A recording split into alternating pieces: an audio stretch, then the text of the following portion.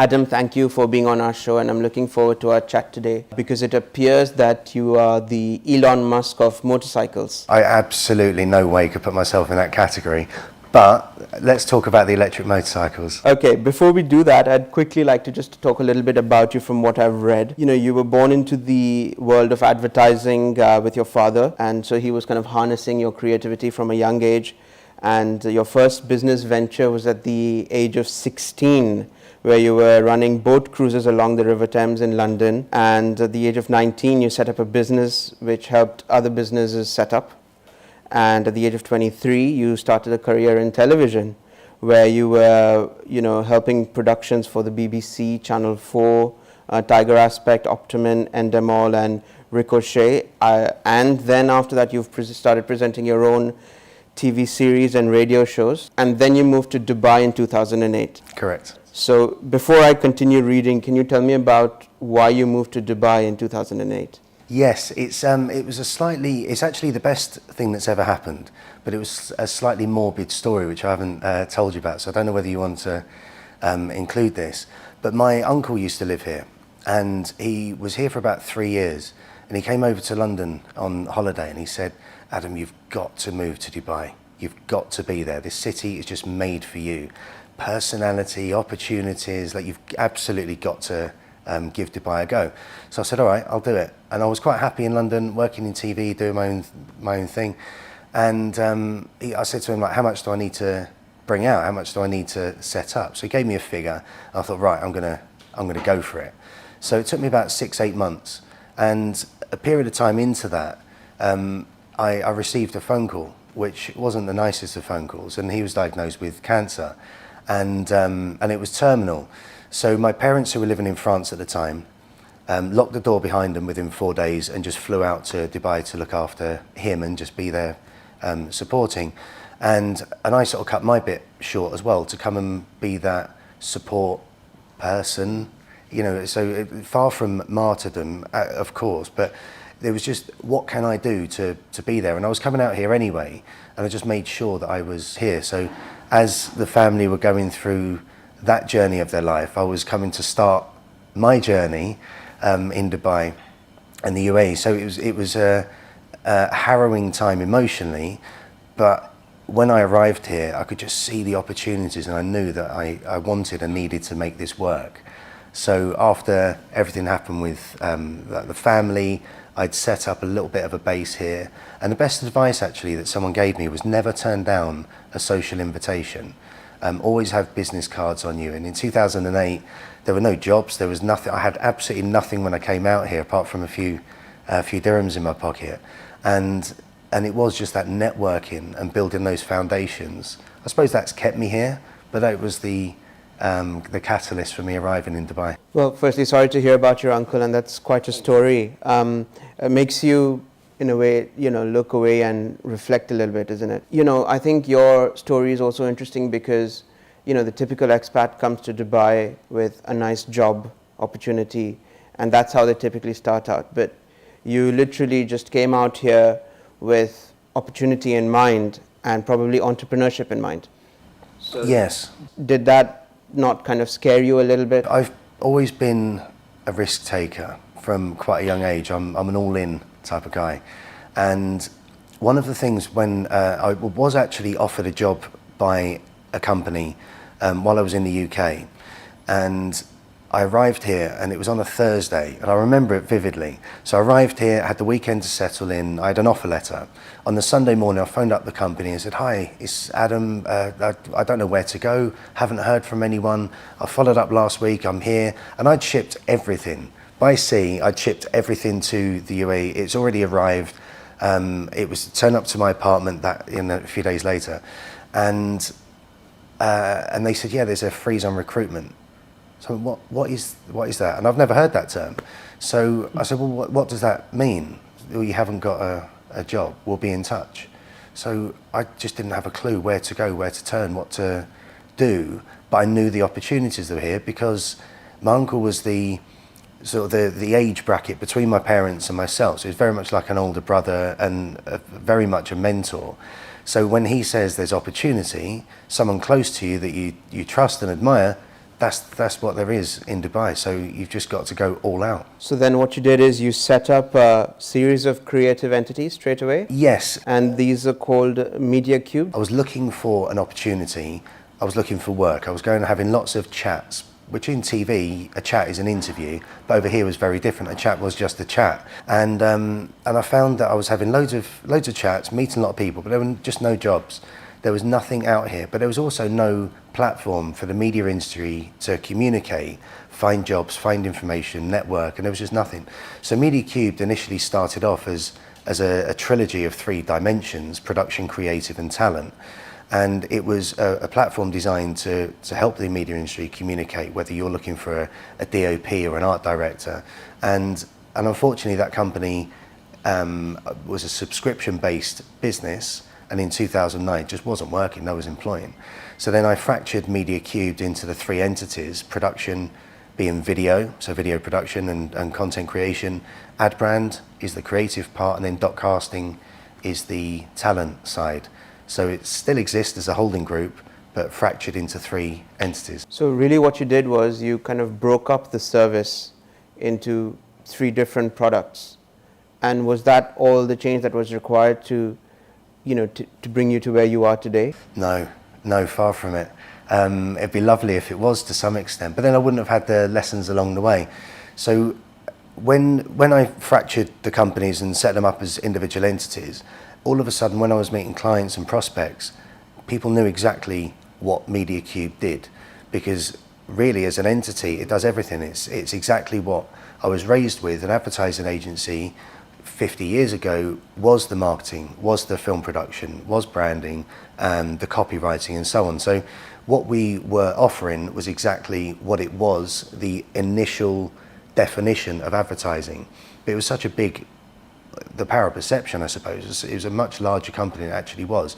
But then when I fractured, it allowed Ad Brand to become a considered branding and creative agency. So we just focused on that. And then if a client wanted content, we could offer them content. If they wanted other services, we can offer those as well. So it was a more of a strategic move than I initially thought. But yeah, that was just one of the changes through the journey. So now let's talk about ONE MOTO, and that's a complete shift in terms of the type of business that you're getting into. So can you tell us about the story of how you got into this, and what stage are you at, and what are your plans going forward? Love to, thank you. So ONE MOTO, from its name, is from the branding point of view, so we can use the facilities that Ad Brand offers. So ONE MOTO is like on electric, and if you look at the logo, it's very much an obvious presentation of one using the power switch and so on. But where the actual idea came from was a business partner in the UK. We were having a conversation, and I wanted to do something different. And you can, from a branding point of view, you can create beautiful brands that hopefully will have a bit of legacy. Working with global brands, small brands, to build them and just give a little bit of individuality and evolution in design, which I love. It's what I get up for every day. Even when you're creating video content, you can be really creative, but there's a certain level of it doesn't matter. It's not changing the world. It's not contributing in a positive way, but it just makes it slightly prettier. And then we were talking, I wanted to do something different. And for about 7 years in Dubai, I was riding a Vespa. So the white Vespa that had all the lights and mirrors, that was me for a while. And then I had a larger bike, a Triumph, for a couple of years. So I've been riding for about 20 years. And I wanted to create something that had a sustainable legacy. And that's where the idea came about, from a conversation. So we started to draw out some ideas from a experienced rider's point of view. What do you need from a bike? And if it was to be electric, what would then you want to ride if you're a private commuter, if you like, but then also for the delivery market, because bikes create 16 times more hydrocarbons than SUVs. So below planes, per capita, motorcycles are the most harmful to the environment. And when you've got nearly 12,000, or reported 12,000 in the UAE or on the UAE roads, that's quite a staggering amount. And so we started to research and find out more and more and more about electric vehicles. And yes, I started following Elon Musk and what is he doing? Where's his mind? But isn't it crazy that no one's actually thought about it? Or do you have similar players in other markets? Yes, there are manufacturers. There's some incredibly beautifully designed, say, passenger motorcycles that are more on that superbike range. But when you start looking at the commuter, the everyday transport, there's no one that has produced a bike that has the power, the range, and just that focus, attention to the detail in the product is one thing. The affordability, we need to take the inconvenience away of owning an electric motorcycle, electric vehicle. Because if you look at cars, the investment's huge. A lot of that's down to the battery. But as the battery and the motor do reduce in price and the technology increases and making it more affordable, then yes, we are going to see that shift more so into electric vehicles. Let's talk a little bit about your product. So it's essentially a typical motorbike with batteries in it, or is there anything more to it than that? There's a little bit more to it than that, but in principle, it's the beautiful thing is with electric vehicles is there's not very many moving parts. So if there is ever an issue, things can be replaced quite easily. The most costly parts of the bike, other than the sort of the design, getting it through R&D approvals, testing, certification, there's that journey. But then once you've actually got the bike, it's the battery. And we make sure that from the delivery company or the fleet management company or transportation logistics, so they're our primary clients, but what is it they want? So we worked very closely with a few of the larger companies. Just tell us, as we're in R&D, this is the perfect time. So tell us what it is you want. And we created the Biker, which is the delivery bike, which has an alarm system. Now, we don't really need alarm systems because of the beauty of safety that we have in the UAE, but in other parts of the world you do. There's a radio on board. There's a mobile app where you can choose the sound that you want your bike to make. So if you want a V8 engine, crack on, off you go. But then there's more of an intelligence behind it of what big data do you want. So working with telcos and the telematics companies, as well as us and the last mile logistics, we've just got the requirements of what information do you want. And we'll use this through our onboarding dashboard and so on to then collate and curate this content and the data to be able to give it back. But we're focused on really changing that last mile and food delivery industry. I mean, talking about fleets, and of course we've seen the rise of e-commerce and the food delivery apps. Sure, I understand the opportunity in terms of, having an electric bike do the job as opposed to our conventional options available today.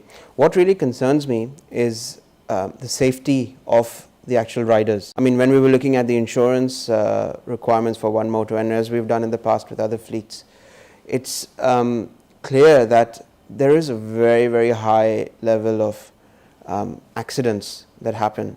And out of personal experience, I mean, my grandfather had a fall a couple of years ago, and he was at the Rashid Hospital in the trauma department, and it was shocking to see that almost, I would say, 8 in every 10 of the patients there were a result of motorcycle accidents.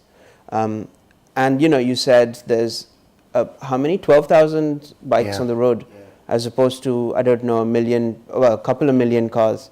So there is a very kind of high risk associated with riding, which I don't think we understand on a day-to-day basis when we're using the convenience of these apps. So how do we deal with that problem when it comes to biker safety? What a beautiful question. It's multifaceted in terms of the answer. I've met with Ride Safe UAE, so to find out where those pain points are of their experience. Then we start looking at the bikes themselves. Then we look at the operators, the fleet management companies. Then we look at the riders, look at their backgrounds, their education, their knowledge, their wisdom when it comes to what a bike is, like their vehicle that they're riding, but also how they ride. So when you start looking and piecing together all of these say verticals of how to create a safe riding community, a lot of it, I believe, comes down to education. So 20 years ago when I took my test, it was 3.5 days, which is nothing in consideration but to what's offered here, but 3.5 days, and it was an advanced riders course. And you are taught certain things like the lifesaver, which is the look over the shoulder. So don't rely on your mirrors. The road position is incredibly important. Indicate. It's my biggest bugbear, whether I'm driving or riding. Drivers just don't indicate here, and it drives me insane because I can see near accidents, whether it's car and car or car and bike. You know, we go through this every day. So there's a education much greater than just on riders. But if you take the riding arm of and the education of the riders, it then also comes to the riding schools and those that are training. So our bikes are twist and go, so you don't have the gears, there's less maintenance, well, there's no maintenance, there's no servicing, but it also is a slightly different riding style because you are twist and go. There's 3 power switches, so when you're in the sort of inner, say, suburbs or inner city even, you're going to use the lowest gear, which gives you 35 kilometers an hour because you don't need that pace. Helps the battery, but also you don't need that fast acceleration. And then you can go through gear 2 and gear 3 when you're on, say, one of the main highways. But if you take the rider safety into the training, the education, and then the riding schools, that will quash a lot of issues. But then you also need to look at the maintenance of the bikes.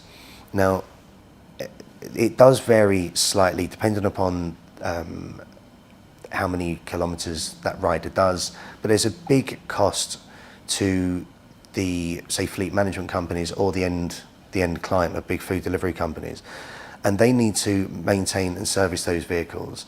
Now, coming from a rider with just 20 years experience, it's enough to have some level of wisdom and also approach with confidence of when you look at the tyres and you can see that the rear tyres are most visible, they're almost square because they're not changed. The chains are baggy. It's dangerous. You can actually see sometimes the smoke coming out of those engines, which you usually see on a 2-stroke engine years ago, but seeing that on a 4-stroke engine, they're just not maintained at all well. So really, I do think that the answer comes across education across many levels, but when you start looking at the maintenance and servicing, it's a huge investment, massive cost on an annual basis. We're avoiding that. And when you then look at the riders, we need the riders to adopt ONE MOTO, the electric vehicles. Now, they may not care about the environment. They may care more about the environment than we realise. We're not sure. But when the riders have to pay their own fuel, their own SALIC, and they have that downtime, and then their wages, depending on how they're paid, the commissions and so on, per drop-off, you don't have that as a rider. So you're actually going to be earning more. So, and the bikes are designed with so much of a quality and safety purpose. So just to be clear, there's obviously no fuel costs, but there's also no SALIC costs. Absolutely, it's a government incentive, which is beautiful. And with any electric vehicle, there needs to be some incentive. I believe Norway offer the greatest incentive, and they have the highest uptake of electric vehicles globally. So the UAE is, I believe, the most charging stations per capita, closely followed by Egypt, or Egypt has that in plan. So really, when you start looking at the evolution of electric vehicles and the implementation, integration into our society, the vision is there.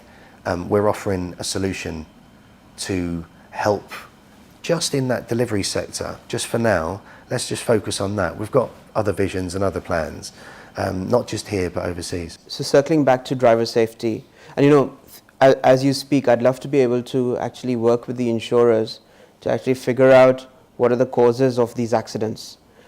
You've pointed out education and training could be a factor. The maintenance of the vehicle, so if there's a mechanical problem in the vehicle, that could cause accidents. And the last point was the incentives, the way riders are incentivized. And obviously that's a harder one to deal with because, you know, all of the companies are competing with each other for higher productivity and faster delivery times and all of that. But the incentives are a problem because that causes them to rush and probably make mistakes. Very good point. There was a really lovely, it was an upsetting article to read, but it was from, I believe it was in the National recently, and it was about a rider who was telling his story and the sort of pain points and the journey that he's been on. And what resonated was the sort of take-home points were these riders, they started off on one salary and then it would change. And I'm not getting into how they get paid, but what seemed to happen, plus our own research, is then riders were being offered a pay per delivery. So they'd earn per delivery. Then if a customer was ever to cancel that order, that would affect the rider. Wow. It's the last person really to be affected, but you don't know what other situations are around that. So you can't really comment too much. But they are working 12, sometimes up to 16 hours a day, as it was reported in the article. Yes, there are quiet times, there are busy times, there, peak and off peak. We understand that. But then if you know that you have no fuel costs, which is going to save you a minimum from what we've calculated, between 7 and 14,000 dirhams a year just in fuel, then you don't have your salic. How many trips are you doing? So even if that was 1,000 dirhams a month. And presumably for all of these riders, this money is saved by them as opposed to their companies. Absolutely, yeah. And then obviously working with you guys, being able to offer free insurance, it takes away the inconvenience to some extent, but it also gives that extra reward and that extra reason. So all of these things are actually benefiting riders. They're benefiting the riders, but also we need to be benefiting the companies. So no one wants to pay for anything. So what can we do in order to make people feel like they're saving? Well, they are actually saving as much. But just for clarity, for a company, let's say Uber Eats or, somebody along those lines, what's the difference between, what they're paying for a conventional, bike and for a ONE MOTO product? Okay, so some of the food last mile, first mile delivery companies, very few of them actually own their own fleet of bikes. So they work with fleet management companies, transport companies, and contract the riders and the bikes. So the premise is that the transport companies, fleet operators, they have the cost of maintenance, servicing, insurance. The riders are just supplied by that, which affects the brands, because a rider that's working for company A can also work for company B and C. So you don't have that brand, even if you train them about the brand integrity, how you should present yourself, and everything that the brands have spent millions and millions of hours on top of the financial side to train and embed that into what we would see as the end user receiving our plate of food at delivery. They can work for anyone. So the cost for the fleet management companies are fairly high because you've got the service and the maintenance. If they fail to do that or choose not to do that 1 month, it puts the riders at risk, and it puts the delivery companies aren't going to know about this. There's so many sort of niggly elements to the industry that we just want to offer one solution that saves everyone money. You don't then have the oil changes. You don't have all the spare parts that need to be changed. You reduce that cost. You reduce the downtime. So when you look at a food delivery company and the driver's getting paid per delivery, or you've got some companies that are offering incredible, within 20 minutes, within 30 minutes we'll deliver. Well, we can guarantee that because that bike won't break down. That bike doesn't need to stop off for fuel while it's going, on its journey.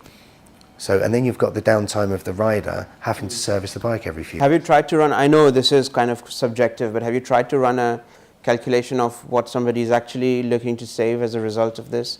Because there's obviously the upfront, the cost of the asset itself, but then there's the upkeep and maintenance, which is much lesser with your product. And then there's also the time saved in, repairing and, time spent at the fuel stations and all of that. So in a nutshell, roughly what's the net savings that we can look at? Yeah, I'm glad you asked, because we have studied this and we've asked maybe 50 to 100 between the team, 50 to maybe 80 different riders of how many kilometers do you do a day? Because that's a starting point. So when we've been looking at the costs, we've calculated based on 100 kilometers a day. Now we don't know whether Some companies might say it's 160 kilometers we do, or 200 kilometers. We've calculated out the design of our bikes and the batteries and the motor and the performance and the range. But the financials, to give you the answer, is based on 100 kilometers a day. So if you're filling up the bike 3.5 times a week, then you times that by X amount of weeks. The bikes are on the road predominantly 7 days a week between different riders over different shifts. Then you start looking at the servicing, the oil changes, maintenance, SALIC, registration fees. All of that, you're looking at saving around 14,000 dirhams a year. We've calculated 14,700 dirhams a year just on 100 kilometers a day. So if it is fact and they're doing 160, then obviously that's saving a lot more than the 14,000. But when our bikes are only priced at 14,500. So that's a net saving, yeah, after all Absolutely. like expenses. So you've got the saving of 14,700, but then you've got the actual purchase price of the bike, which can range between 9,000 and 11,000 dirhams, plus then you've got the box and so on. With our bikes, you can brand them. With the traditional fuel or combustion engine bikes, you can't brand them because of the way they're designed. It looks like a bike with a box on the back. These are purpose-built bikes that can be branded and customized accordingly, and all the boxes are to meet RTA regulations and so on. So the sky is the limit, really? To some extent, absolutely, yeah. No, it makes sense to have at this stage, given the rate at which the food delivery apps in particular are growing, and I don't see them stopping because it's just so damn convenient, isn't it? It's great that we have or we create a product purpose built for that, with of course the environment in mind, but also the driver safety and potential benefits for the companies in mind. So can you tell me a little bit about at what stage of development you are? I know you've got the approvals from the road traffic authorities to register these bikes, which is fantastic. Because these are electric bikes. This is not a straightforward new product. You're bringing in a new vehicle onto the road, so I presume that would have been quite a challenge, and I know it took you a little bit of time to get that done, but that's done now. So when do we start seeing these bikes on the road? How quickly do we kind of take over the market? Yeah, the journey's been a long one. It's been incredible because I've gone into an industry as a novice, but as a passionate novice, wanting to learn everything from everyone. So that's sort of the premise. So it was a long journey. I've also been invited by the GSO to help write the legislation for electric vehicles in Saudi. So I'll be looking to make that trip over the next sort of 4 to 6 weeks, which is an incredible accolade and an honour to be a part of that as well. So where we are now, we've got bikes arriving in about a month and a half's time. The bikes that we had here, I've got one personally that's at my house.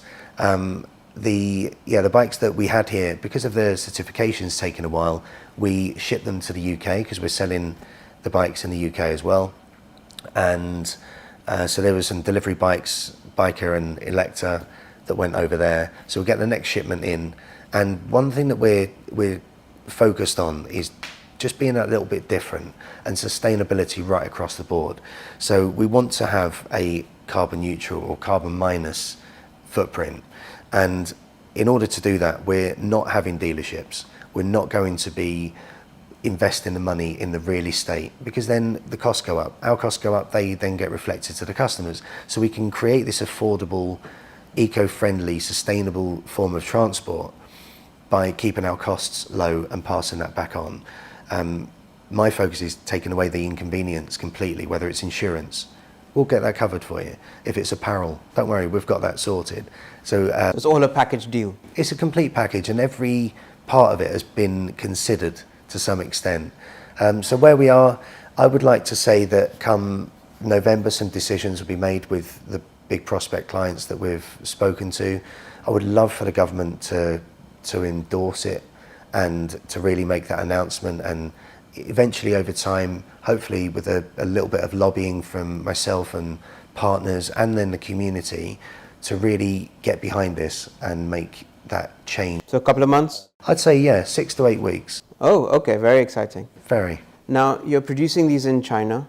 You've obviously designed them yourselves. Are you worried about the product just being copied and distributed in other markets? Yeah, very good question. We have protected ourselves a lot. and the factory are producing the bikes for us exclusively. So one of the big parts of this is not just the bikes, but it's the data behind it, as I touched on earlier. And when you were also talking about the riders, you know, the accidents that they may have, with the app that's being built and the integration with the telco and telematics company, we're going to know how the rider is riding. Are they accelerating too fast? Are they braking too sharply? Are they swinging when they ride? Are they just riding too fast? Where are they on the roads? And we're going to be able to have all this data, which then we can feed back, work with the RTA to make sure that they understand as well. And work with the insurance companies. Of course, because also there was another point that we discussed when we met, is once you have these, you've got the alarm system. Okay, that's an element for the insurance companies to consider.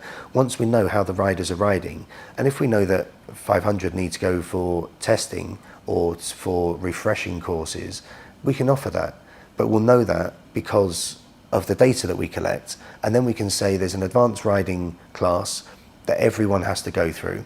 With the big food delivery companies and our other clients, we can then absorb that cost. We'll train the riders, and that's part of our CSR to make sure that everyone is as safe as they can. And with this, everyone benefits. With lesser accidents, everybody wins. So it's an initiative worth focusing on quite closely. So one can't think about Tesla and not also think about autonomous vehicles. How does autonomy of riding fit into the context of bikes? I believe that's a long way off. I don't believe that if you imagine a motorcycle and one of them being autonomous, you're just going to sit there and not ride it yourself.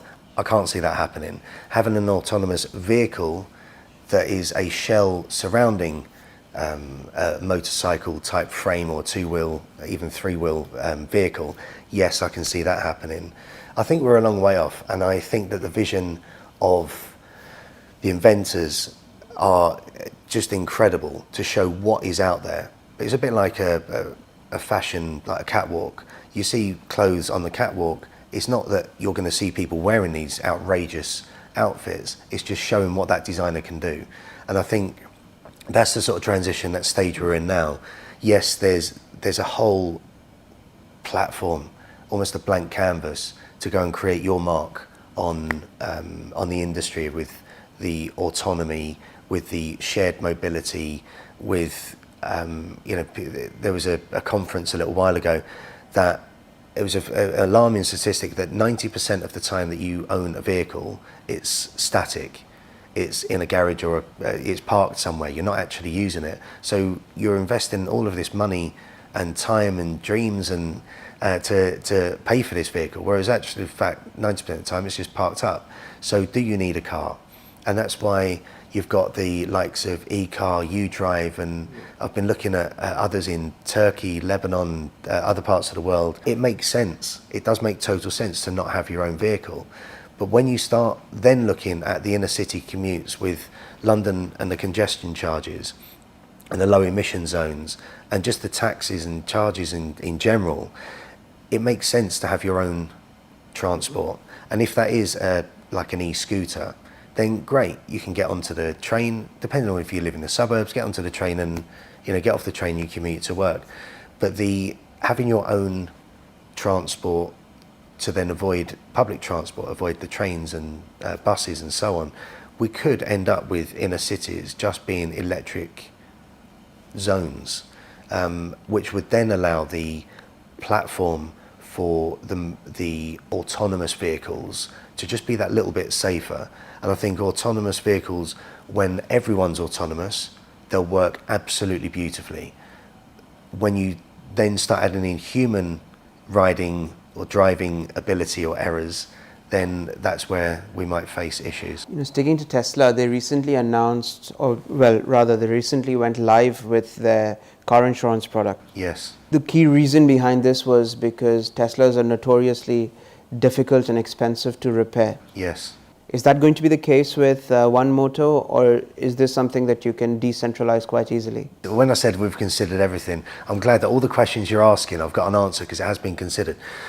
So what we've done with our parts, so one of the reasons I believe Tesla is the parts are very expensive, and because of the order quantity is not necessarily as in those high volumes. So yes, the repair side of a Tesla is why it's so expensive with insurance, and it's amazing that they're now offering that.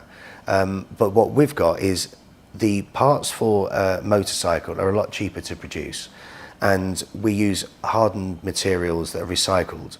So when you start looking at the parts, we've pre-purchased a bank of different parts. So that's the agreement that the factory have got with us and us with them, that we've got all these parts ready, pre-ordered,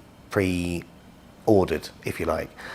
Because there's no maintenance servicing, the only things that are going to need to be changed are your brakes at 25,000 kilometers and your tires. Depending upon when you ride, it's going to be 10, 15,000 kilometers. So they're really only the two things. If riders have accidents or issues or scratches and want to replace a fairing, not a problem. That can be changed very inexpensively. So do they want that to go through insurance? It's up to them. But we've made it affordable, and it doesn't need to be expensive. You basically wouldn't be surprised to see, any old workshop around town being able to repair these, or do you find that it has to be done, given their more electric nature, at your authorized workshop only? If you've got someone who understands electrics, understands motors, and has a bit of experience in, say, fixing or repairing vehicles in general, it's not very difficult in order to do. So technically anyone could do it. With our bikes, there is an element of training that the workshops go through, and we've agreed a dealership agreement with Shivani from Desasia Motorcycles, and we've been friends and we've been in business for 8 or 9 years now. So when we were talking earlier about how you come to Dubai, and I was talking about the network and the relationships you build, this is one of those old relationships. So when we were coming up with ONE MOTO and we were looking for that dealership and that service centre and the after sales workshop, Desasia Motorcycles is the one that we've signed the agreement with. So you've got UAE sorted, but presumably you've got to enter a lot of markets. At the same time, you're an exciting new startup. Are you going to take that land grab approach and try to be in as many markets as quickly as possible, or do you have a different view? Yes, is the answer. With the way the business is built, whether it's the website, the media, the marketing, and everything that goes around it, we are going to be looking for franchise and distribution partners. We're going to be open to that. There will need to be a certain level of commitment, as there always is with franchise opportunities, to go into the rest of the GCC, MENA, as well as the APEC region. That's going to take a level of investment. And this is a really exciting part for me, because I've reached out to a few VCs, and it's a realm that I've never been involved with before. So I'm very, very excited. One, I want to learn.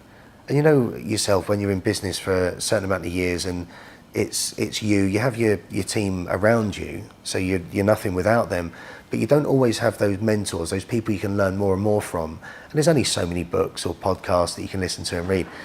I'm really looking forward to learning that next stage in terms of investment and venture capital. So with that, we're going to be able to expand regionally, internationally a lot quicker, and that's the goal. Do you expect to have the good problem of not being able to meet orders? Because again, that's a problem that Tesla has had.